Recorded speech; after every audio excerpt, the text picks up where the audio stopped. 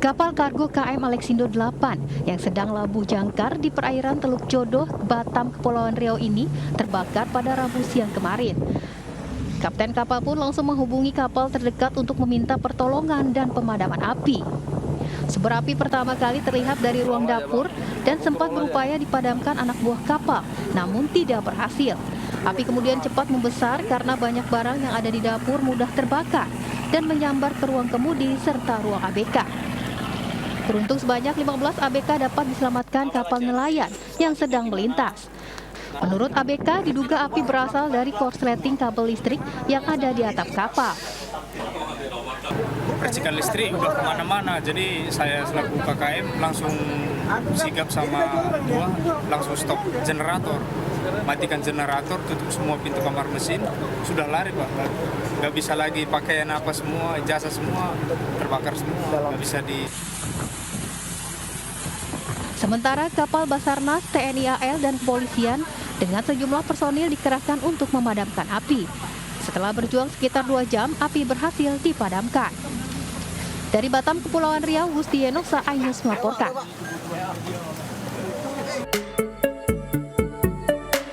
Pulau Payung memang menjadi salah satu gugusan pulau di Teluk Utara Jakarta yang menyimpan sejuta panorama bahari. Sekarang kita nyobain jet ski Amazing Indonesia.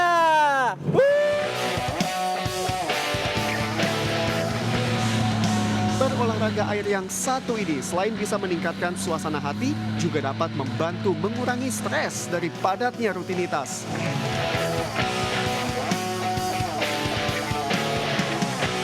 Menariknya lagi, selain bisa membakar kalori, menjelajahi perairan dengan jet ski sambil menikmati sinar matahari dan udara segar juga bisa berdampak positif bagi kesehatan mental. Namun ada baiknya selalu mengenakan jaket pelampung dan mengikuti aturan saat bermanuver.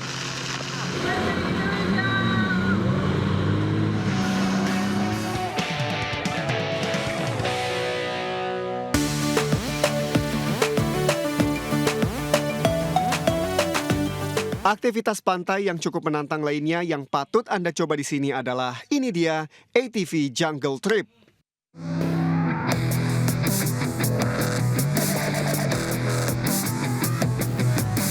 Uniknya, sensasi bermain ATV di tempat ini, Anda akan dipandu menelusuri kawasan hutan pantai dengan jarak dan medan yang cukup menantang. Ada baiknya, saat menyusuri hutan, Anda menggunakan masker agar terhindar dari debu di sepanjang jalur berpasir. Mantap! Amazing Indonesia!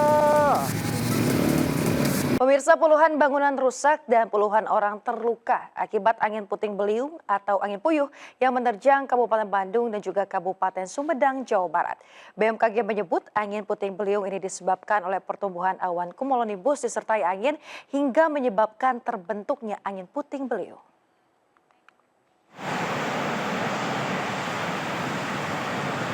Angin puting beliung menerjang wilayah kawasan Ranca Ekek Bandung dan Jatinangor Kabupaten Sumedang, Jawa Barat. Angin bertiup dari arah utara ke timur di sepanjang Jalan Raya Bandung Garut dan menerpa sejumlah bangunan. Sejumlah material bangunan pun ikut terbawa kencangnya angin. Pusaran angin berwarna gelap ini membuat warga panik. Sementara itu, Badan Meteorologi, Klimatologi, dan Geofisika atau BMKG Bandung menyebut angin puting beliung disebabkan pertumbuhan awan cumulonimbus disertai angin hingga menyebabkan terbentuknya angin puting beliung. Menurut informasi dari BPBD Kabupaten Sumedang, angin puting beliung tersebut berdampak pada beberapa atap di rumah di Kecamatan Jatinangor Beterbangan dan juga angin puting beliung tersebut merobohkan pagar PT KHTEK di Kabupaten Bandung. Badan Nasional Penanggulangan Bencana Jawa Barat menyebut puluhan bangunan rusak akibat puting beliung. Puting beliung yang menerjang Bandung dan Sumedang ini juga membuat 22 orang terluka akibat terkena material rumah dan pohon. Tim Liputan iNews melaporkan. Pemirsa, seorang pengemudi minibus terluka dan mobilnya ringsek usai menabrak pembatas jalur busway di Cawang, Jakarta Timur. Sementara sebuah gedung apartemen dalam proses pembangunan terbakar di kawasan Pakuwon City, Surabaya. Dua informasi ini kami rangkum dalam Indonesia 24 jam.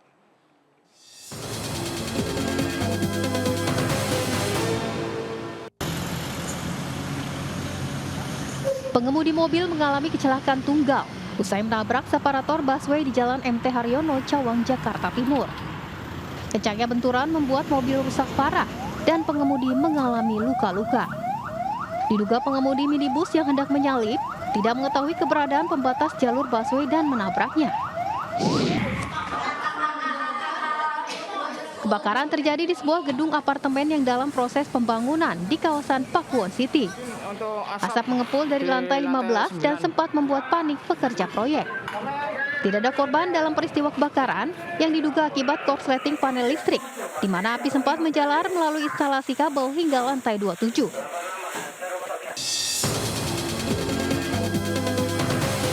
Pemirsa, gejolak kenaikan harga beras menunjukkan tanda bahaya karena bisa berdampak inflasi dan juga daya beli masyarakat. Sejumlah faktor dituding menjadi biang kerok meroketnya harga dan juga kelangkaan beras. Dan tak sedikit yang menghubungkan dengan bansos jelang pemilu. Namun benarkah demikian? Berikut ulasan selengkapnya dalam editorial.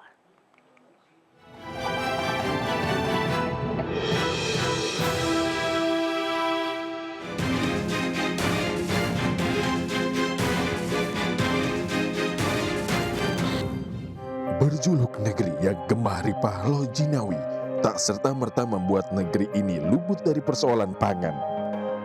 Buktinya, akhir-akhir ini meroketnya harga beras masih menunjukkan tanda bahaya. Ya, saya ingin pastikan beras yang ada di sini ada, tersedia, jumlahnya cukup, dan saya melihat melimpah. Lain perkataan, lain pula kenyataan. Nyatanya, masyarakat menjerit dengan naiknya harga beras di sejumlah daerah. Bahkan, tak jarang masyarakat harus berebut mendapatkan beras murah dalam operasi pasar. Ironisnya, kelangkaan beras kualitas premium juga terjadi di retail modern, diduga imbas minimnya pasokan. Untuk saat ini harga beras udah melonjak tinggi banget, nggak terkendali lah. Jelas sekarang keberatan dengan harga sembako segitu tingginya. Kalau ada orang mau makan nasi minta dibanyakin, kadang suka bingung, harganya dinaikin, takutnya nggak makan lagi ke sini, dimurahin, kitanya yang rugi kan. Ya beras itu memang semakin naik, gitu kan. Biasanya beras itu murah, gitu kan. Sekarang merasa keberatan lah, gitu. Saya biasa kalau beli 10 liter gitu per minggu, jadi sekarang paling juga ukuran lah, gitu 5-7 liter. Tersudut persoalan beras, tak jarang pemerintah mengambil jalan pintas dengan mengimpor beras. Belum genap 2 bulan sejak pergantian tahun, pemerintah sudah mengimpor beras lebih dari 400.000 ton. Persoalan harga beras sebenarnya sudah mencuat sejak September tahun lalu dan semakin runyam di awal tahun ini. Tidak efektifnya ya jalur distribusi beras ya, yang terutama program stabilisasi harga pangan di mana melalui jaringan pedagang ternyata itu membuat biaya semakin tinggi dan mahal ya. Sejatinya, ada beberapa penyumbang karbohidrat pengganti nasi dengan harga lebih murah sebagai alternatif asupan makanan. Berkaca dari persoalan yang berulang, sudah semestinya pemerintah memberikan perhatian maksimal terhadap petani demi menjaga ketahanan pangan nasional. Tim Liputan iNews melaporkan. Kita ke informasi berikutnya, pemirsa. Seorang calon anggota legislatif di Kota Medan, Sumatera Utara membuat kegaduhan saat rekapitulasi suara tingkat kecamatan. Sementara di Kabupaten Goa, Sulawesi Selatan, dugaan praktik politik uang yang dilakukan salah satu calon legislatif terekam CCTV.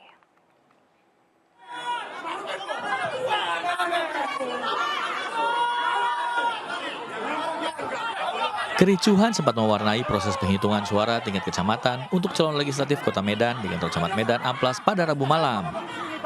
Hal ini terjadi karena ulah seorang anggota DPRD Medan, David Roni Ganda Sinaga, yang meminta penghitungan suara di salah satu TPS yang sebelumnya sudah terlewatkan. Sontak tindakan caleg Dapil 4 untuk DPRD Kota Medan ini memicu amarah belasan saksi partai politik yang tengah menggelar pleno rekapitulasi tingkat kecamatan untuk pemilu 2024. Mereka mengusir David hingga nyaris terjadi baku pukul. Karena membuat kericuhan, aparat kepolisian bersama dengan petugas TNI membawa David ke ruang terantip kantor camat.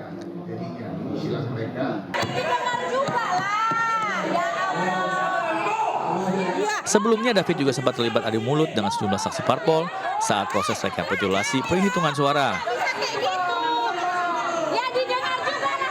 Kedatangan David di area rapat pleno rekapitulasi tingkat kecamatan disebabkan tidak puas dengan hasil penghitungan suara pemilu 2024 di beberapa TPS Kecamatan Medan Amplas. Dari Medan, Sumatera Utara, Said Ilham, iNews melaporkan.